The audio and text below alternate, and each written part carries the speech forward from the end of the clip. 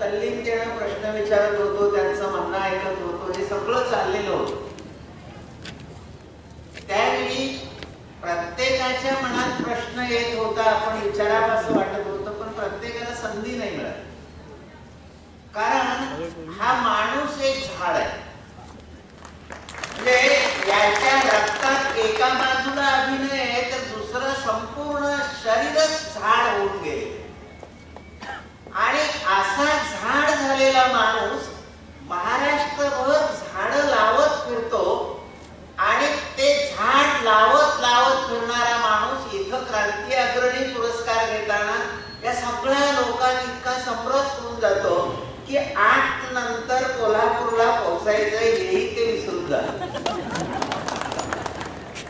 मित्र, इतक्या मोठ्या माणसाला, इतक्या मोठ्या झाड पेरत जाणाऱ्या माणसाला क्रांती अग्रणी जी.डी. बापू लाड पुरस्कार आपण यावर्षी दिला.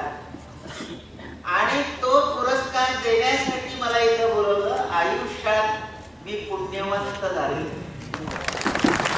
की अशा एका मोठ्या माणसाला की ज्याच्या आयुष्यात झाड सोडून त्याने कधी विचार केला असं मला अलीकडे दिसतच नाही. म्हणजे कधी सयाजी शिंदेचा फोन आला तर ते एक वेळ म्हणतील की झाडावर राईट केलेलं आहे. ऐक, ते म्हणतील की झाडावर ही एक कविता आहे, कशी वाटते.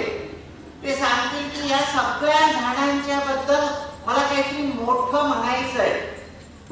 मध्येच ते म्हणतील झाडं बघा कशी जागा सोडून, विचार सोडून, तत्व सोडून हलत नाही.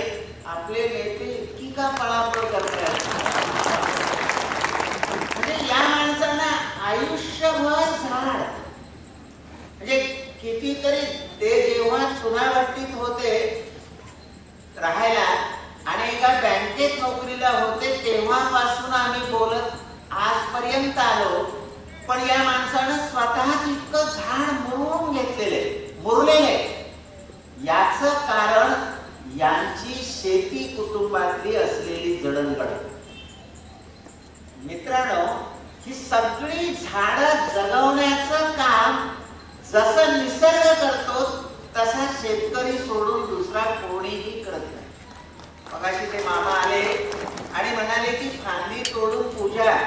आम्ही प्रत्येक वेळी पूजा झाडाचीच करत असतो. तुम्हाला आश्चर्य वाटेल की झाड तोडायचं असेल तर आदल्या दिवशी आम्ही सुपारी, पान आणि नारळ घेऊन त्या झाडाच्या समोर जातो, त्याला विनवणी करतो की उद्या तुम्ही आमच्या घरात यावं. आजही कुंडल परिसरातला जाणता शेतकरी कोण असेल आणि त्यानं घर बांधायला काढलं असेल आणि घराला लाकूड पाहिजे असेल तर तो त्या झाडाला पहिल्यांदा विडा देतो, नारळ देतो आणि त्याला निमंत्रण देतो की तू आलास की माझं घर होणार आहे. शेतकऱ्यानं आयुष्यभर झाडाला असं सांभाळलेलं असतं, अंगा खांद्यावर घेतलेलं असतं. शेतकरी हाच झाडाचा श्वास असतो आणि झाड हेच शेतकऱ्याचा श्वास असतो. ही सगळी झाडं संपवली कुणी? ही सगळी झाडं तुम्ही आम्ही शिकलेल्या लोकांनी संपवली. शिक्षणाचे जसे चांगले परिणाम आपण उपभोगतो आहोत. खेड्यापाड्यात शिक्षण आलं. महात्मा फुले म्हणाले शिकले पाहिजे, विद्येविना मती गेली. आमचे कर्मवीर अण्णा म्हणाले की दाढीच्या केसा एवढी पोरं शिकतील, रयतेचं राज्य येईल. त्यांचा म्हणण्याचा सगळा हेतू इतका उदात्त होता.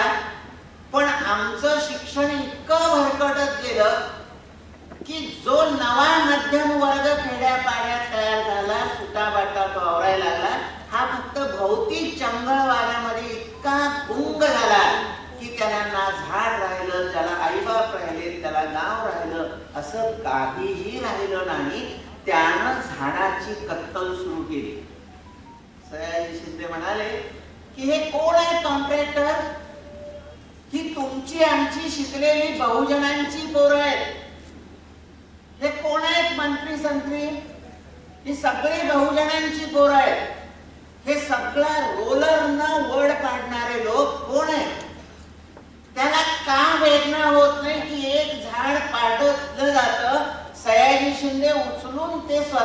खर्चानं कुठंतरी पुनर्रोपित करतो, हे बघताना एखाद्याच्याही काळजात काही ढवळत नाही. कसली निर्दयी पिढी या शिक्षणानं तयार केली आणि जी ओरबडून हिंस्र बनत चालली. या सगळ्यात कुठंतरी एक आशेचा दुवा दिसतो, तो सयाजी शिंदेच्या रूपात. घाण झालेला माणूस महाराष्ट्रावर कधीही प्रसिद्धीच्या झोतात न येता खेड्या पाण्यापर्यंत जाऊन माझी एक देवराई राहावी, वारीच्या मार्गावर इतक्या देवराया करूया की हे सगळे आमचे जाणारे वारकरी त्या वारीच्या देवराईत विसावा देतील. एक देऊळ आणि देव आपण असं देवालयात करूया की प्रसाद झाडच होईल. प्रसाद म्हणून दिलेलं झाड किमान तो माणूस लावेल. हा माणूस झाड सोडून काही विचारच करत नाही.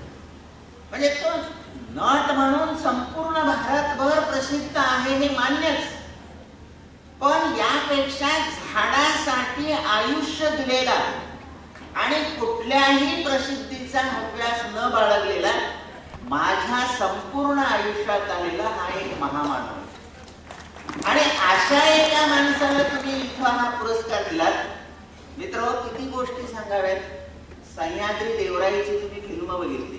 हा मनुष्य सगळी जंगलाच्या जंगल स्वतःच्या पायाने फिरतो आणि प्रत्येक वेळी आग्रह कुणाचा वड आणि पिंपळ, चिंच, जांभूळ, आवळा. का? संपूर्ण महाराष्ट्राच्या भूमीची आपण चाळण केलेली आहे. म्हणजे तुमच्याकडे नदी आहे, तुमच्याकडे पाणी आहे, पण तुम्ही जर मराठवाड्यात गेलात तर हजार हजार फूट बोर, 1500 फूट बोर. किती अंतरावर बोर? 50 फुटाला, 100 फुटाला बोर. सगळ्या जमिनीची चाळण, पाणी पातळी इतकी खोल गेलेली आहे की उद्या तुम्हाला प्यायला पाणी मिळणार नाही. पाणी जर कोण धरून ठेवत असेल तर तो वड आणि पिंपळ. ही झाडं जर उद्या तुम्ही लावली नाही तर अख्ख्या महाराष्ट्राचं नव्हे आपल्या देशाचं वाळवंट आपण बघणार आहोत.